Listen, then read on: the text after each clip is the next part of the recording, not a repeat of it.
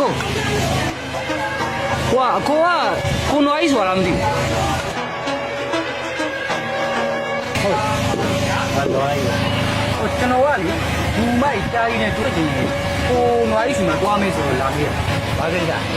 ဟိုကျွန်တော်ကလူမိုက်ငှားချင်လို့ အဲ့ကြားကြီးတော့ငါ အမဟုတ်လေကျွန်တော်ကလူမိုက်ကြားကြီးနဲ့တွေ့ချင်တယ် အေးလူမိုက်ကြားကြီးဆိုတော့ငါပဲ အကိုစောနာပြောတော့အကိုနာမည်ကနွားကြီးဆို အေးဟုတ်တယ်နွားကြီးလည်းငါပဲကြားကြီးလည်းငါပဲ ဟုတ်တယ် ဘယ်လိုဖြစ်ရတာလဲအေးတစားတော့ငါ့ကိုလူမိုက်ကြားကြီးလို့ခေါ်ကြတယ်အခုမိမရပြီးတဲ့နောက်ပိုင်းရက်ွက်ထဲကကောင်းတွေကငါ့ကိုနွားကြီးလို့ပြောင်းခေါ်ကြ ဘာဖြစ်လို့အဲ့လိုပြောင်းခေါ်ချင် မင်းမနဲ့မင်းတစ်ချိန်လုံးကလူမိုက်ကြားကြီးပဲဖြစ်ဖြစ်ချင်းသိကြီးပဲဖြစ်ဖြစ်မိမရပြီးလို့ရှိရင်တော့ငါလိုနွားကြီးပဲဖြစ်မှာတော်ပြီရောက်ငါမိမပြန်လာတော့မယ်တမိန်တော့လျှော်လိုက်အောင်မယ် 哎呦我的妈！